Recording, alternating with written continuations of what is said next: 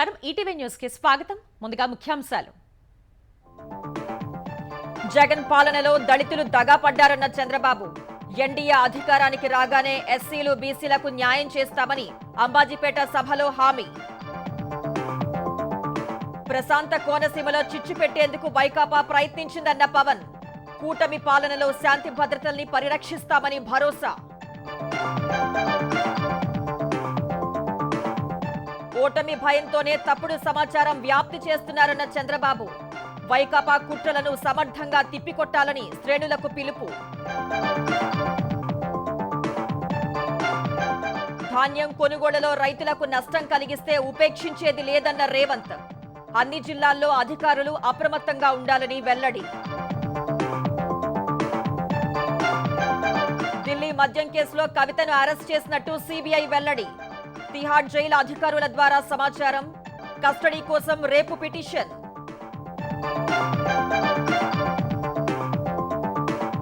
Phone tapping కేసులో ప్రత్యేక public prosecutor గా సాంబశివారెడ్డి.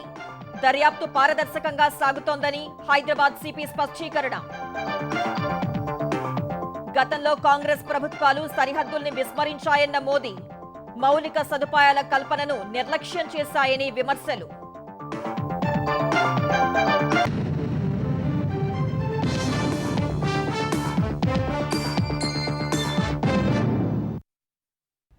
వైకాపా పాలనలో దళితులు దగాకు గురయ్యారని తెలుగుదేశం అధినేత చంద్రబాబు ఆవేదన వ్యక్తం చేశారు. ఎస్సీలకు చెందిన 27 పథకాలు రద్దు చేశారన్న ఆయన ఎస్సీలను చంపి డోర్ డెలివరీ చేసిన దుర్మార్గపు చర్యల్ని చూశామన్నారు.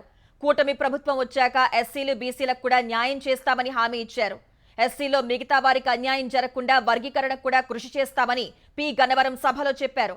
ప్రశాంతతకు మారుపేరైన కోనసీమలో వైకాపా చిచ్చు పెట్టిందన్న పవన్ శాంతి భద్రతల్ని కాపాడుతామని భరోసా ఇచ్చారు. ప్రజాగళం కార్యక్రమంలో భాగంగా కోనసీమ జిల్లా పి గన్నవరం నియోజకవర్గం అంబాజీపేటలో జరిగిన సభలో తెలుగుదేశం అధినేత చంద్రబాబు, జనసేనాని పవన్ కళ్యాణ్ పాల్గొన్నారు. అధికారంలోకి వస్తే సూపర్ 6 తో పాటు మొత్తం 11 హామీలను సమర్థంగా అమలు చేస్తామని ఇరువురు నేతలు హామీ ఇచ్చారు. ఇదే సమయంలో జగన్ సర్కారుపై నిప్పులు చెరిగిన చంద్రబాబు గత 5 ఏళ్లలో ఏ ఒక్క వర్గానికి న్యాయం చేయలేదని ధ్వజమెత్తారు. ఒక ఛాన్స్ నమ్మి మీరందరూ కూడా ఓట్లేశారు. ఈ రోజు మిమ్మల్ని చూస్తున్నాను. మీలో ఒక బాధ, ఆవేదన, అభద్రతా భావం ఉంది. 5 సంవత్సరాల పాలనలో ఏ ఒక్కరికైనా న్యాయం జరిగిందా అని మిమ్మల్ని అడుగుతున్నా. 200 రూపాయలు కరెంటు ఛార్జీ ఈ రోజు ఎంత అని అడుగుతున్నా. 2000 అవునా కాదా? 200 రూపాయలు 2000 చేసి నేను హామీలని నెరవేర్చాను. గొప్పలు చెప్పుకునే ప్రభుత్వం మీకు కావాలని అడుగుతున్నా. పెట్రోల్ డీజిల్ ధరలు పెరిగాయా లేదా? ధరలు పెరిగాయా లేదా? పన్నులు పెరిగాయా లేదా? చెత్త మీద కూడా పన్నేసిన చెత్త ముఖ్యమంత్రి. అందాల సీమ ఈ కోనసీమ. అలాంటి కోనసీమలో జమ్మూ అండ్ కాశ్మీర్ మారిగా ఇంటర్నెట్ బంద్ చేశారా లేదా అని మిమ్మల్ని అడుగుతున్నా. ఏంటి మీరు దుర్మార్గుల? ప్రజల మధ్య విద్వేషాలు రెచ్చగొట్టినటువంటి దుర్మార్గుడు ఈ జగన్మోహన్ రెడ్డి అవునా కాదా అని మిమ్మల్ని అడుగుతున్నా. వైకాపా దళిత ద్రోహి అని మండిపడిన చంద్రబాబు అనేక మందిపై దాడులు చేయడం సహా పెద్ద సంఖ్యలో హత్యలు కూడా చేశారని తెలిపారు. ఏ దళితుడికైనా న్యాయం జరిగిందా ఈ ప్రభుత్వాలను అడుగుతున్నా. 27 సంక్షేమ కార్యక్రమాల్ని రద్దు చేసిన ప్రభుత్వం ఈ ప్రభుత్వం. దళితులకు ఇచ్చిన 12,000 ఎకరాల భూమిని వీళ్ళ ఇష్ట ప్రకారం వేరే వాళ్ళకి ఇచ్చుకున్నారు. ఇది దళిత ద్రోహి కాదా అని మీరే ఆలోచించుకోవాలి. ఏ దళితుడు కూడా ఈ ప్రభుత్వం పైన నోరిప్పడానికి వీలు లేదు. ఎవరన్నా వినిపిస్తే దాడులు 6,000 పైన కేసులు పెట్టారు. 188 మందిని చంపేశారు. ఒక ఎమ్మెల్సీ డ్రైవర్ ని చంపేసి డోర్ డెలివరీ చేశాడంటే మళ్ళీ దుర్మార్గులు వస్తే దళితులను చంపి డోర్ డెలివరీ చేస్తారు. ప్రజలను చంపిన దిక్కు లేదని చెప్పి కూడా నేను మీకు తెలియజేస్తున్నా. అందుకే ఒకటే చెప్తున్నా, మీరు కొట్టే దెబ్బ జగన్మోహన్ రెడ్డికి అదిరిపోవాలి. వైకాపా బారి నుంచి 5 కోట్ల మంది ప్రజలను కాపాడేందుకు కలిసి పనిచేస్తున్నామని చెప్పిన పవన్ కూటమికి ఎందుకు ఓటు వేయాలో వివరించారు. కూటమికి ఎందుకు ఓటు వేయాలంటే ఒక దౌర్భాగ్య ప్రభుత్వాన్ని చూశారు, దోపిడీ ప్రభుత్వాన్ని చూశారు. కోనసీమ లాంటి పచ్చడి సీమలో కులాల మధ్య కలహాలు పెట్టే ప్రభుత్వాన్ని చూశారు. సొంత మంత్రి ఇంటిని తగలబెట్టించుకునే ప్రభుత్వాన్ని చూశారు.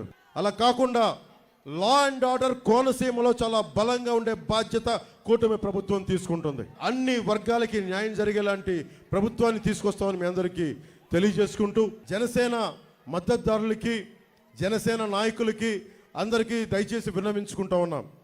మనం పోటీ చేయని చోట ఆ ఓటంతా తెలుగుదేశం పార్టీకి, భారతీయ జనతా పార్టీ, మన ఎన్డీఏ కూటమికి వెళ్ళాలి. మీ అందరి భవిష్యత్తు కోసం చేస్తూ ఉన్నాం. కోపాలకి తాపాలకి పోకుండా ఆలోచించి ఓటేసి దూర ప్రయోజనాల్ని దృష్టిలో పెట్టుకొని ఓటేయండి. తెలుగుదేశం, జనసేన, భారతీయ జనతా పార్టీ ఎన్డీఏ ప్రభుత్వాన్ని స్థాపిస్తున్నాం. జగన్ని ఇక్కడి నుంచి తన్ని తగలేస్తున్నాం. చట్టబద్ధంగా కులగణన చేస్తామన్న నేతలు బీసీల రక్షణ కోసం ప్రత్యేక చట్టం తెస్తామని, స్థానిక సంస్థల్లో బీసీలకు 34% రిజర్వేషన్లు తీసుకొస్తామని హామీ ఇచ్చారు. తెలుగు నేలపై నిఖార్సైన వార్తలకు నమ్మకమైన ఈటీవీ విశ్వసనీయతను అడ్డుపెట్టుకుని కొందరు తప్పుడు వార్తలు, వీడియోలను సామాజిక మాధ్యమాల్లో తిప్పుతున్నారు. ఈ దుష్ప్రచారానికి తెగించిన నకిలీ ముఠాలపై చర్యలు తీసుకోవాలని ఈటీవీ యాజమాన్యం హైదరాబాద్ సైబర్ క్రైమ్ పోలీసులకు ఫిర్యాదు చేసింది.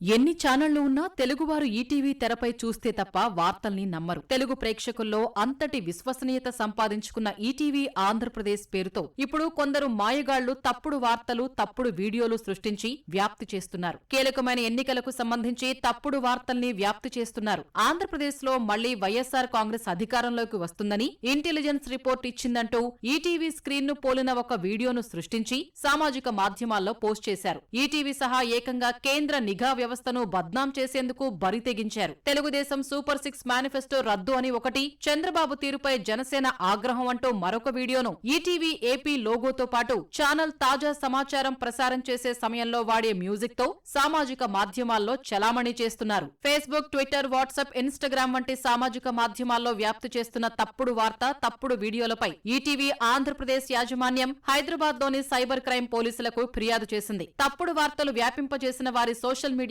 ఖాతాలపై పక్కా ఆధారాలు అందజేసింది. ఛానల్ పేరును దుర్వినియోగం చేసిన వారిపై కఠిన చర్యలు తీసుకోవాలని ఈటీవీ యాజమాన్యం పోలీసుల్ని కోరింది.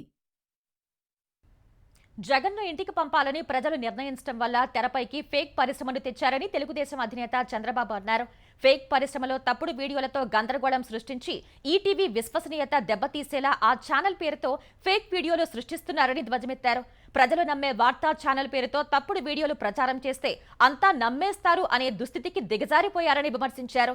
ఫేక్ ప్రచారానికి కేంద్ర ఇంటెలిజెన్స్ బ్యూరోను సైతం వదలటం లేదన్న చంద్రబాబు వైకాపా ఫేక్ ప్రచారాలను ధీటుగా తిప్పికొట్టాలని పార్టీ నేతలతో నిర్వహించిన టెలికాన్ఫరెన్స్ లో సూచించారు. వాలంటీర్లను 5 ఏళ్లు బానిసలుగా మార్చి ఊడిగం చేయించుకున్న జగన్ ఇప్పుడు తప్పుడు పనులు చేయించి జైలుకు పంపాలని చూస్తున్నారని విమర్శించారు. వాలంటీర్లకు 10,000 ఇస్తామంటే తట్టుకోలేకపోతున్నారని విమర్శించారు. ఎన్నికలకు అందరం కలిసి కష్టపడితే ఊహించని ఫలితాలు వస్తాయన్న బాబు కుటుంబ సాధికార సభ్యులు ఈ 32 రోజుల్లో రోజుకు 50 ఇళ్లు తిరుగుతూ సూపర్ 6 పథకాలను విస్తృతంగా ప్రచారం చేయాలని నిర్దేశించారు. కూటమి అభ్యర్థికి 3 పార్టీల ఓట్లు పడేలా నాయకులు బాధ్యత తీసుకోవాలని సూచించారు. ధాన్యం కొనుగోళ్లలో రైతులకు నష్టం కలిగించే వ్యాపారుల్ని ఉపేక్షించేది లేదని సీఎం రేవంత్ రెడ్డి స్పష్టం చేశారు. ధాన్యం కొనుగోళ్లపై ప్రభుత్వం చిత్తశుద్ధితో ఉందని తెలిపారు. జనగామ వ్యవసాయ మార్కెట్లో అధికారులు, వ్యాపారులు కుమ్మక్కై తక్కువ ధరలు నిర్ణయించారన్న పత్రికా కథనాలపై సీఎం రేవంత్ రెడ్డి సామాజిక మాధ్యమం ఎక్స్ లో స్పందించారు. మార్కెట్ కమిటీ అధికారులు, వ్యాపారులతో కుమ్మక్కై రైతుల కష్టాన్ని తక్కువ చేసే ప్రయత్నం చేస్తే సహించేది లేదని హెచ్చరించారు. జనగామ వ్యవసాయ మార్కెట్లో రైతుల్ని మోసం చేసేందుకు ప్రయత్నించిన 4 వ్యాపారులపై కేసులు పెట్టాలని, మార్కెట్ కార్యదర్శిని సస్పెండ్ చేయాలని ఆదేశించిన అదనపు కలెక్టర్ రోహిత్ సింగ్ ను అభినందించారు. ధాన్యం కొనుగోళ్లలో రాష్ట్ర వ్యాప్తంగా అధికారులు అప్రమత్తంగా ఉండాలని సీఎం కోరారు. అసెంబ్లీ ఎన్నికల్లో బీసీలకు అత్యధికంగా సీట్లు ఇచ్చిన భారాస లోక్సభ స్థానాల్లో సగం బలహీన వర్గాలకు కేటాయించిందని ఆ పార్టీ కార్యనిర్వాహక అధ్యక్షుడు కేటీఆర్ తెలిపారు. కామారెడ్డిలో బీసీ డిక్లరేషన్ చేసిన కాంగ్రెస్ ఇప్పటి వరకు ఒక్క హామీ కూడా అమలు చేయలేదన్నారు. బీసీల విషయంలో కాంగ్రెస్ చేతలకే పరిమితం కారాదన్నారు. జ్యోతి బాపులే జయంతి సందర్భంగా తెలంగాణ భవన్లో నిర్వహించిన కార్యక్రమంలో పాల్గొన్న కేటీఆర్ పూలేకు నివాళి అర్పించారు. వివక్షపై విద్యతోనే విజయం సాధ్యమని, తన ఇంటి నుంచే ఉద్యమాన్ని ప్రారంభించిన గొప్ప వ్యక్తి పూలే అని కేటీఆర్ గుర్తు చేశారు. పూలే ఆశయాలను కేసీఆర్ చేతల్లో చూపారన్న కేటీఆర్ 1008 గురుకుల పాఠశాలలు పెట్టి అన్ని వర్గాల వారికి ఫలాలు అందించేందుకు ప్రయత్నించారని తెలిపారు. ప్రస్తుత కాంగ్రెస్ ప్రభుత్వం తాను ఇచ్చిన హామీలను మరిచిందని దుయ్యబట్టారు. బీసీ సబ్ ప్లాన్ పెడతాం, 1,00,000 కోట్లు కేటాయిస్తామన్నారు. దాంతో పాటు మోస్ట్ బ్యాక్వర్డ్ క్లాసెస్ కు ప్రత్యేక మంత్రిత్వ శాఖ కూడా ఏర్పాటు చేస్తామని చెప్పి కాంగ్రెస్ పార్టీ హామీ ఇచ్చింది. ఆ మాట కూడా నిలుపుకోవాలని చెప్పి నేను రాష్ట్ర ప్రభుత్వాన్ని డిమాండ్ చేస్తా ఉన్నా. ప్రతి మండల కేంద్రంలో బీసీలకు సర్వ సదుపాయాలతో గురుకులాలు కూడా నిర్మాణం చేస్తామన్నారు. ఆల్రెడీ గురుకులాలు కేసీఆర్ గారు పెట్టినారు. అవి తాత్కాలిక ఆవాసాల్లో కొనసాగుతుండవచ్చు. పర్మనెంట్ ఇన్ఫ్రాస్ట్రక్చర్ క్రియేట్ చేస్తామని మీరు మాట ఇచ్చినారు. దాన్ని కూడా నిలుపుకోవాలని చెప్పి కూడా నేను డిమాండ్ చేస్తా ఉన్నా. అదే మాదిరిగా 125 ఫీట్ల అంబేద్కర్ విగ్రహాన్ని ఏర్పాటు చేసింది కేసీఆర్ ప్రభుత్వం. నేను ఈ రాష్ట్ర ప్రభుత్వానికి విజ్ఞప్తి చేస్తా ఉన్నా, మీరు కూడా ఆలోచించి ఈ 197వ జయంతి ఫూలే గారిది, మరి 200 జయంతి కల్లా సమున్నతమైన ఫూలే విగ్రహాన్ని కూడా మన రాష్ట్రంలో మీకు నచ్చిన ప్రదేశంలో సమున్నతమైన విగ్రహాన్ని కూడా ఏర్పాటు చేయాలి. మహాత్మా జ్యోతిబాపులే స్ఫూర్తితో బడుగు బలహీన వర్గాల సంక్షేమానికి ప్రభుత్వం కృషి చేస్తోందని తెలంగాణ బీసీ సంక్షేమ రవాణా శాఖ మంత్రి పొన్నం ప్రభాకర్ తెలిపారు. ఖైరతాబాద్లో నిర్వహించిన జ్యోతిరావు పూలే జయంతి వేడుకల్లో పాల్గొన్న ఆయన బీసీ కులగణనకు తమ ప్రభుత్వం కట్టుబడి ఉందన్నారు. బీసీ భవన్, పూలే విగ్రహం ఏర్పాటు చేయించే బాధ్యత తనదేనని చెప్పారు. గత ప్రభుత్వం చేసిన తప్పులు తాము చేయబోమన్న పొన్నం బీసీలను అన్ని విధాలుగా ఆదుకుంటామని హామీ ఇచ్చారు. నూతన సాంకేతికతతో కుల వృత్తుల్లో అనేక రకాలుగా మార్పులు వచ్చాయని వాటిని కాపాడుకోవాల్సిన అవసరం ఉందని వ్యాఖ్యానించారు. అధికారం రాగానే తెలంగాణ రాష్ట్రంలో కులగణ సర్వేకు సంబంధించి కేబినెట్ తీర్మానంతో పాటుగా శాసనసభ తీర్మానించి జీవో ఇచ్చి 150 కోట్ల రూపాయల నిధులను కూడా విడుదల చేసిన త్వరలో ఆ కార్యక్రమం జరుగుతుంది. ప్రభుత్వం ఒక లక్ష్యంతో ఉంది. మీ కులాలకు సంబంధించి ప్రభుత్వం ఏ నిర్ణయం తీసుకుంటే ఆ కులంలో ఉన్న యువతకో విద్యార్థులకో లేదా అక్కడ ఉండబడే ఉపాధి అవకాశాలు మెరుగుపడితే మీరు రాసియండి. దాని ప్రకారంగా ప్రభుత్వం నిర్ణయం తీసుకుంటే అన్నమాట అనేక సందర్భాలు చెప్పినా మళ్ళొక్కసారి వేదిక మీద చెప్తాను. ఢిల్లీ మద్యం కేసులో ఎన్ఫోర్స్మెంట్ డైరెక్టరేట్ ఈడీ అరెస్ట్ చేసిన భారత ఎమ్మెల్సీ కవితను కేంద్ర దర్యాప్తు సంస్థ సిబిఐ అరెస్ట్ చేసింది. ప్రస్తుతం తిహార్ జైల్లో ఉన్న కవితను ప్రత్యేక కోర్టు అనుమతితో సిబిఐ అరెస్ట్ చేసింది. ఈ మధ్యాహ్నం 12 గంటల సమయంలో అరెస్ట్ చేస్తున్నట్లు జైలు అధికారుల ద్వారా సిబిఐ కవితకు సమాచారం పంపింది. ఐపీసీ 477, 120B సహా అవినీతి నిరోధక చట్టంలోని 7 సెక్షన్ల ప్రకారం కవితను అరెస్ట్ చేసినట్లు తెలిపింది. ఇదే కేసులో ఆమెను హైదరాబాద్ లో ఓసారి ప్రశ్నించిన సిబిఐ ఈ నెల 6నే మరోసారి తిహార్ జైల్లో ప్రశ్నించింది. ఇందుకోసం సిబిఐ రౌస్ అవెన్యూ కోర్టు అనుమతి తీసుకుంది. రేపు ప్రత్యేక న్యాయస్థానంలో కవితను హాజరుపరచనున్న సిబిఐ రిమాండ్ రిపోర్టును సమర్పించి ఆమెను కస్టడీకి కోరనుంది. ప్రత్యేక కోర్టు అనుమతి ఇస్తే రేపే తమ కేంద్ర కార్యాలయానికి కవితను తరలించి ప్రశ్నించనుంది. కవితను సిబిఐ అరెస్ట్ చేయడంపై అత్యవసర విచారణకు ప్రత్యేక కోర్టు న్యాయమూర్తి నిరాకరించారు. ప్రత్యేక కోర్టు న్యాయమూర్తి మనోజ్ కుమార్ బెంచ్ ముందు కవిత తరపు న్యాయవాది దరఖాస్తు చేసుకోగా తన ఎదుట మద్యం కేసుకు సంబంధించి ఎలాంటి వాదనలు జరగలేదని న్యాయమూర్తి తెలిపారు. ఈ కేసులో ఎలాంటి ఊరట కల్పించలేనని, కేసు గురించి తనకు ఏ విషయమూ తెలియదని పేర్కొన్నారు. తన ఎదుట కేవలం అత్యవసర తీర్పులపై మాత్రమే వాదనలు జరుగుతాయన్న జడ్జ్ రేపు ఉదయం 10 గంటలకు రెగ్యులర్ కోర్టు ముందు అప్లికేషన్ దాఖలు చేయాలని సూచించారు.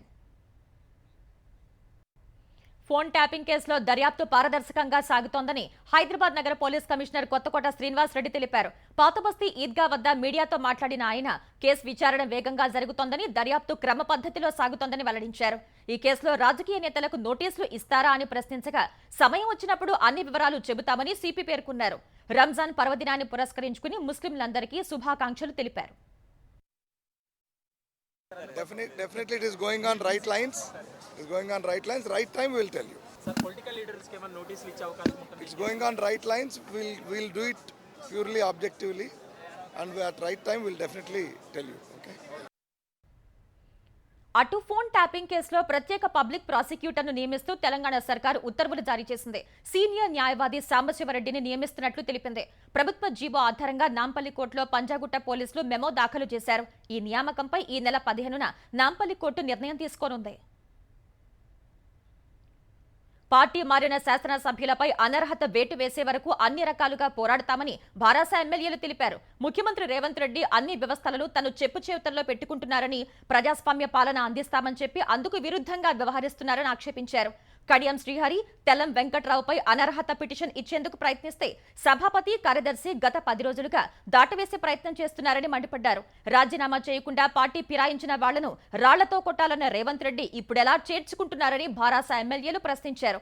కాంగ్రెస్ ఎమ్మెల్యేలపై నమ్మకం లేకనే సీఎం రేవంత్ రెడ్డి ఫిరాయింపుల్ని ప్రోత్సహిస్తున్నారన్న వారు పార్టీ మారిన ఎమ్మెల్యేల ఇళ్ల వద్ద ధర్నాలు చేస్తామని, అవసరమైతే అసెంబ్లీ దగ్గర దీక్షలు చేపడతామని తెలిపారు. వచ్చే పార్లమెంట్ ఎన్నికల్లో భారాసకు ఒక్క ఎంపీ సీట్ కూడా రాదని, ఒక్క ఎంపీ సీట్ గెలుచుకున్నా తాను దేనికైనా సిద్ధమేనని మంత్రి కోమటిరెడ్డి వెంకటరెడ్డి అన్నారు. మతాలు కులాల మధ్య చిచ్చు పెట్టి ఎన్నికల్లో లబ్ధి పొందాలని భాజపా ప్రయత్నిస్తోందని ఆక్షేపించారు. కాంగ్రెస్ లో గ్రూపులు ఏక్నాథ్ షిండేలు లేరని, రేవంత్ రెడ్డి 10 ఏళ్లు సీఎం పదవిలో ఉంటారని స్పష్టం చేశారు. మాజీ మంత్రి హరీష్ రావు, భాజపా నేత మహేశ్వర్ రెడ్డి నోరు అదుపులో పెట్టుకోవాలని సూచించారు.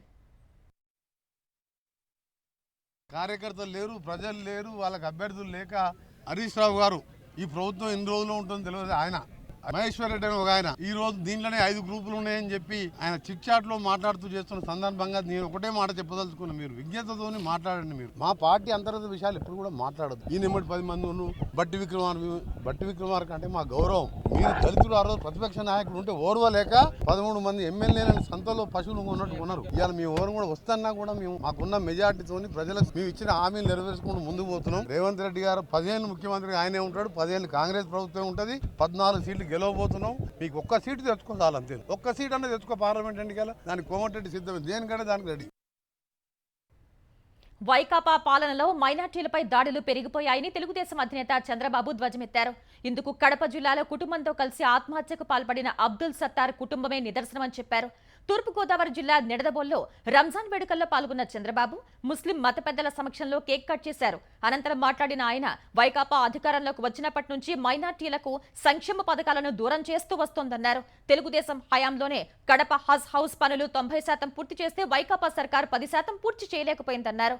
ఏపీలో ఎన్డీఏ కూటమి అధికారంలోకి రాగానే గతంలో ఇచ్చిన దుల్హన్ పథకం కింద చేసే ఆర్థిక సాయాన్ని ₹1,00,000 పెంచి ఇస్తామని చంద్రబాబు చెప్పారు. ఈరోజు మైనారిటీ సోదరులు ఉన్నారు. ఏ ప్రభుత్వం మీకు న్యాయం చేసింది? ఒక్కసారి మీరందరూ కూడా ఆలోచించుకోవాల్సిన అవసరం ఉంది. మైనారిటీల కోసం మైనారిటీ ఫైనాన్స్ కార్పొరేషన్ పెట్టిన పార్టీ తెలుగుదేశం పార్టీ. పేద ముస్లింలు ఆదుకోవడానికి రంజాన్ తోఫా ఇచ్చాం. మీకు రంజాన్ తోఫా వస్తా ఉందని అడుగుతున్నాం. మీ పిల్లల పెళ్లిళ్ళు చేయాలంటే ₹50,000 చొప్పున మీకు ఆర్థిక సహాయం చేసిన పార్టీ తెలుగుదేశం పార్టీ. ఈ రోజు ఎన్నో మాటలు చెప్పాడు, ₹1,00,000 ఇస్తామన్నాడు, ఇచ్చాడా అని నేను అడుగుతున్నాను. మళ్ళీ ఆ దుల్హాన్ రావాలంటే తెలుగుదేశం పార్టీ రావాలి.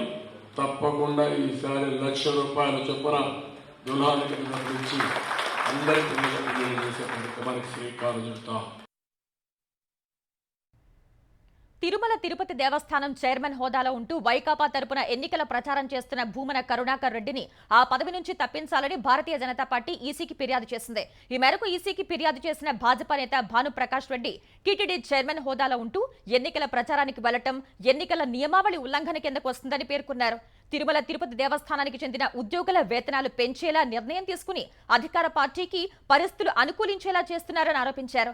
దేవస్థానం నిధుల్ని మళ్లించి ఎన్నికల ఖర్చులకు వాడుకుంటున్నారని ఆక్షేపించారు. తిరుపతి లోక్సభ ఉప ఎన్నికలప్పుడు అప్పటి రిటర్నింగ్ అధికారి లాగిన్ నుంచి అక్రమంగా డౌన్లోడ్ చేసిన 38,493 నకిలీ ఎపిక్ కార్డుల వ్యవహారంపై కేసు నమోదైనా ఇప్పటికీ ఆ ఓట్లను తొలగించలేదని భానుప్రకాష్ రెడ్డి ఈసీకి చేసిన ఫిర్యాదులో పేర్కొన్నారు. టీటీడీ నిధుల నుంచి దాదాపు 1 సంవత్సరాల కాలంలో చైర్మన్ పోస్ట్ ని అడ్డం పెట్టుకొని, ఆ హోదాని అడ్డం పెట్టుకొని టీటీడీ నిధుల నుంచి ఇంజనీరింగ్ సెక్షన్ నుంచి దాదాపు ₹1,500 కోట్ల దారి మళ్లించి తద్వారా దాంట్లో 10 నుంచి 15% కమిషన్ తీసుకొని ఎన్నికల ఖర్చుల కోసం దాన్ని వినియోగిస్తుందని చెప్పి అనేక ఫిర్యాదులు శ్రీవారి భక్తుల నుంచి, స్థానిక ప్రజల నుంచి, కాంట్రాక్టర్ల నుంచి రావడం జరిగింది. ప్రజాస్వామ్య పద్ధతిలో ఎన్నికలు జరగాలంటే ఇలాంటి వ్యక్తుల హోదాలు ఉండకూడదు. టీటీడీ చైర్మన్గా ఉదయం నుంచి ప్రచారంలో రాత్రి వరకు పాల్గొంటున్నారు. ఖచ్చితంగా వారి ప్రభావం ఉంటుంది. 1,00,000 ఓట్ల మీద ఈ ప్రభావం ఉంటుంది కాబట్టి వారిని టీటీడీ చైర్మన్ నుంచి తొలగించాలని చెప్పి మేము డిమాండ్ చేస్తున్నాం. జగన్ సన్నిహితుడు బసవరావు తెలుగుదేశంలో చేరారు. తెలుగుదేశం జాతీయ ప్రధాన కార్యదర్శి నారా లోకేష్ సమక్షంలో బసవరావు సైకిల్ ఎక్కారు. జగన్ కు మద్దతుగా బసవరావు ఇడుపులపాయ నుంచి విశాఖ వరకు 2,000 కిలోమీటర్లు పాదయాత్ర చేశారు. వైకాపా అధికారంలోకి వచ్చాక జగన్ విధానాలతో విభేదించి ఎస్సీ కమిషన్ సభ్యత్వానికి రాజీనామా చేసిన ఆయన ఎస్సీల కోసం తెలుగుదేశం ప్రభుత్వం ప్రవేశపెట్టిన 27 సంక్షేమ పథకాలను జగన్ రద్దు చేశారని విమర్శించారు. జగన్ పాలనలో 188 దళితులు ఊచకోతకు గురయ్యారని, దళితుడిని చంపి డోర్ డెలివరీ చేసిన అనంతబాబు లాంటి వారిని జగన్ పక్కన పెట్టుకున్నారని బసవరావు మండిపడ్డారు. చంద్రబాబు నేతృత్వంలో దళితుల అభివృద్ధి సాధ్యమని నమ్మి తెలుగుదేశంలో చేరుతున్నట్లు వెల్లడించారు. విశాఖలో స్పెషల్ ప్రొటెక్షన్ ఫోర్స్ కు చెందిన కానిస్టేబుల్ శంకర్రావు బలవన్ మరణానికి పాల్పడ్డారు. తుపాకీతో కాల్చుకుని ఆత్మహత్య చేసుకున్నట్లు సీసీ కెమెరాలో రికార్డైంది. మద్దిలపాలెంకు చెందిన పోలవరపు శంకర్రావు ద్వారకానగర్లోని ఐఓబి బ్యాంక్ వద్ద గన్మెన్ విధులు నిర్వహిస్తున్నారు. అతని వద్ద ఉన్న తుపాకీతో ఛాతీపై కాల్చుకుని ఆత్మహత్య చేసుకున్నాడు. తుపాకీ పేలిన శబ్దం విని అక్కడున్న సిబ్బంది పోలీసులకు సమాచారం ఇచ్చారు. మృతుడికి భార్య, 7 ఏళ్ల కుమారుడు, 2 ఏళ్ల కుమార్తె ఉన్నారు. ఆర్థిక ఇబ్బందుల కారణంగా ఆత్మహత్యకు పాల్పడినట్లు పోలీసులు తెలిపారు. శంకర్రావు ఆత్మహత్యపై తెలుగుదేశం అధినేత చంద్రబాబు తీవ్ర ఆవేదన వ్యక్తం చేశారు. శంకర్రావు కుటుంబానికి సానుభూతి తెలిపిన చంద్రబాబు ఏపీలో పోలీస్ సిబ్బందిపై ఒత్తిళ్లు ఉన్నమాట వాస్తవమేనని చెప్పారు. సరెండర్ లీవ్, అడిషనల్ సరెండర్ లీవ్లు, టీఏ బకాయిలు చెల్లించనందున పోలీసులు ఇబ్బందులు పడుతున్నారని చంద్రబాబు వివరించారు. ఎన్డీఏ కూటమి ప్రభుత్వం అధికారంలోకి రాగానే పోలీసుల సమస్యల పరిష్కారంపై కృషి చేస్తామన్నారు. గతంలో అధికారంలో ఉన్న బలహీన కాంగ్రెస్ ప్రభుత్వాలు సరిహద్దుల్లో మౌలిక సదుపాయాలను మెరుగుపరచడంలో విఫలమయ్యాయని ప్రధాని నరేంద్ర మోదీ ఆరోపించారు. ఇప్పుడు భాజపా సారథ్యంలోని బలమైన ప్రభుత్వ హయాంలో ఉగ్రవాదుల్ని వారి భూభాగంలోనే సైనికులు ఏరిపారేస్తున్నారని చెప్పారు. 10 ఏళ్లలో తమ ప్రభుత్వం దేశాన్ని గతంతో పోలిస్తే ఎన్నో రెట్లు బలంగా మార్చిందని, బలహీన అస్థిర ప్రభుత్వాలు ఉన్నప్పుడు శత్రువులు లాభపడ్డారని మోదీ చెప్పారు. ఉత్తరాఖండ్ రిషికేశ్లో జరిగిన ఎన్నికల ప్రచార ర్యాలీలో పాల్గొన్న మోదీ 7 దశాబ్దాల తర్వాత బలమైన భాజపా ప్రభుత్వం ధైర్యంగా 370 అధికారులను రద్దు చేసినట్టు చెప్పారు. ఇంకా ట్రిపుల్ తలాక్, చట్టసభలో మహిళలకు రిజర్వేషన్లు, 1 ర్యాంక్ 1 పెన్షన్ అమలు చేశామన్నారు. సుస్థిర ప్రభుత్వం వల్ల కలిగే ప్రయోజనాలను చూస్తున్నందునే ఇప్పుడు దేశమంతా ఫిర్ ఏక్ బార్ మోదీ సర్కార్ అని నినదిస్తోందని మోదీ చెప్పారు. భారతీయ జనతా పార్టీ కేంద్రంలోని అధికారాన్ని అడ్డుపెట్టుకుని ఎన్నికల బాండ్ల ద్వారా పారిశ్రామికవేత్తల నుంచి పెద్ద మొత్తంలో విరాళాలు స్వీకరించిందని కాంగ్రెస్ మాజీ అధ్యక్షుడు రాహుల్ గాంధీ ఆరోపించారు. ఈ ఎన్నికలు దేశంలోని పేద ప్రజలు, 25 మంది బడా పారిశ్రామికవేత్తలకు మధ్య జరుగుతున్న పోరాటమని అన్నారు. మద్దతు ధర కోసం రైతులు, ఉద్యోగ ఉపాధి అవకాశాల కోసం యువత, పెరిగిన ధరల నుంచి కాపాడాలని మహిళలు కోరుతుంటే వారి మాట వినే నాదుడే లేరని రాహుల్ విమర్శించారు. దేశంలోనే అతిపెద్ద సమస్య అయిన నిరుద్యోగం, ద్రవ్యోల్బణాన్ని మీడియా పట్టించుకోవటం లేదని విమర్శించారు. 20 మందికి పైగా బడా పారిశ్రామికవేత్తలకు చెందిన 16 లక్షల కోట్ల రుణాలను మాఫీ చేయించిన ప్రధాని నరేంద్ర మోదీ రైతుల రుణాలు మాఫీ చేయాలనే ఆలోచన మాత్రం చేయటం లేదన్నారు. బడా పారిశ్రామికవేత్తలకు మాఫీ చేసిన రుణం ఉపాధి హామీ పథకంలో పనిచేసే వారికి 24 ఏళ్ల పాటు ఇచ్చిన కూలీతో సమానమని తెలిపారు. బడాబాబుల కొమ్ము కాస్తున్న వారిని ఓడించాలని ప్రజలకు పిలుపునిచ్చారు. కేంద్ర ఎన్నికల సంఘానికి ఇచ్చిన ఎన్నికల బాండ్ల వివరాలను సమాచార హక్కు ఆర్టీఐ కింద ఇచ్చేందుకు ఎస్బీఐ నిరాకరించింది. ఎలక్టోరల్ బాండ్ల వివరాలు ఈసీ వెబ్సైట్లో ఉన్నాయని, వ్యక్తిగత సమాచారాన్ని వెల్లడించలేమని తెలిపింది. ఎన్నికల బాండ్ల వివరాల సమాచారాన్ని అందించాలని కోరుతూ లోకేష్ బాత్రా అనే వ్యక్తి ఎస్బీఐకి ఆర్టీఐ కింద దరఖాస్తు చేశారు. సమాచార హక్కు చట్టంలోని 2 క్లాజుల్ని ప్రస్తావిస్తూ విశ్వసనీయ సమాచారం, వ్యక్తిగత వివరాలు ఉన్న కారణంగా బాత్రా దరఖాస్తును తిరస్కరిస్తున్నట్లు ఎస్బీఐ వెల్లడించింది. ఎన్నికల బాండ్ల విషయంలో ఎస్బీఐ తరపున సుప్రీంకోర్టులో వాదించిన సీనియర్ న్యాయవాది హరీష్ సాల్వేకు చెల్లించిన ఫీజు వివరాలను కోరగా దాన్ని కూడా ఎస్బీఐ తిరస్కరించింది. ఈసీ వెబ్సైట్లో ఉన్న వివరాలను ఇవ్వటానికి ఎస్బీఐ తిరస్కరించడం విచిత్రంగా ఉందంటూ సదరు దరఖాస్తుదారు పేర్కొన్నారు. ప్రజల పన్నులతో ఫీజు చెల్లించి దానికి సంబంధించిన సమాచారం నిరాకరించడాన్ని ఆయన తప్పుపట్టారు. తెలంగాణ వ్యాప్తంగా రంజాన్ వేడుకలు ఘనంగా జరిగాయి. 4 రోజుల ఉపవాస దీక్షలు ముగియగా ముస్లింలు ఉదయాన్నే భక్తి శ్రద్ధలతో ప్రార్థనలు చేశారు. హైదరాబాద్ కూకట్పల్లి ఈద్గా వద్ద సామూహిక ప్రార్థనలు నిర్వహించారు. ఈద్గాల అభివృద్ధికి చేవెళ్ల ఎంపీ రంజిత్ రెడ్డి కుమారుడు ఆర్యన్ రెడ్డి 2 లక్షలు అందజేశారు. నాంపల్లి పబ్లిక్ గార్డెన్లోని మసీదులో పెద్ద సంఖ్యలో ముస్లింలు ప్రత్యేక ప్రార్థనలు నిర్వహించారు. మెదక్ నవాపేట ఈద్గా వద్ద మత గురువు క్వాజా మొహినుద్దీన్ ఆధ్వర్యంలో ముస్లింలు అధిక సంఖ్యలో ప్రార్థనలు నిర్వహించారు. ఎమ్మెల్యే మైనంపల్లి రోహిత్రావు, మాజీ ఎమ్మెల్యే దేవేందర్ రెడ్డి, ఎమ్మెల్సీ సుభాష్ రెడ్డి ముస్లింలకు రంజాన్ శుభాకాంక్షలు తెలిపారు. హన్మకొండ, కాజీపేటలోనూ ఉదయం నుంచే ముస్లింలు ప్రత్యేక ప్రార్థనలు చేశారు. వరంగల్ పార్లమెంట్ కాంగ్రెస్ అభ్యర్థి కడియం కావ్య, పశ్చిమ ఎమ్మెల్యే నాయని రాజేందర్ రెడ్డి, సిరిసిల్ల రాజయ్య ముస్లింలకు శుభాకాంక్షలు తెలిపారు. ఇటు హైదరాబాద్ లో మాజీ మంత్రి షబ్బీర్ అలీ ఇంటికి వెళ్లిన ముఖ్యమంత్రి రేవంత్ రెడ్డి పలువురు మంత్రులు రంజాన్ శుభాకాంక్షలు చెప్పారు. ఆంధ్రప్రదేశ్లోనూ ముస్లింలు పలు చోట్ల పెద్ద సంఖ్యలో ప్రార్థనల్లో పాల్గొన్నారు. పలువురు ప్రముఖులు ప్రార్థనలకు హాజరై రంజాన్ శుభాకాంక్షలు తెలియజేశారు. నందిగామలో తెలుగుదేశం ఎమ్మెల్యే అభ్యర్థి తంగిరాల సౌమ్య మిఠాయిలు పంచారు. కృష్ణా జిల్లా అవనిగడ్డలో మాజీ ఉపసభాపతి మండలి బుద్ధప్రసాద్ ముస్లింలను కలిసి శుభాకాంక్షలు తెలిపారు. కర్నూలు కొత్త బస్టాండ్ వద్దనున్న ఈద్గాలో తెలుగుదేశం అభ్యర్థి టీజీ భరత్, వైకాపా నేతలు ముస్లింలతో కలిసి ప్రార్థనలు చేశారు. నంద్యాలలో భూమా బ్రహ్మానందరెడ్డి, ఎన్ఎండి ఫిరోజ్ ప్రత్యేక ప్రార్థనల్లో పాల్గొన్నారు. విశాఖ పశ్చిమ నియోజకవర్గం గోపాలపట్నం, కోనసీమ జిల్లాలోని పలు మసీదుల్లో మత గురువుల ఆధ్వర్యంలో ముస్లింలు ప్రత్యేక ప్రార్థనలు చేపట్టారు. అనంతపురం జిల్లా కళ్యాణదుర్గం, శ్రీ సత్యసాయి జిల్లా హిందూపురం, నంద్యాల జిల్లాలోని ఈద్గాల్లో ముస్లింలు ప్రార్థనలు చేసి ఒకరికొకరు ఆప్యాయంగా పలకరించుకున్నారు.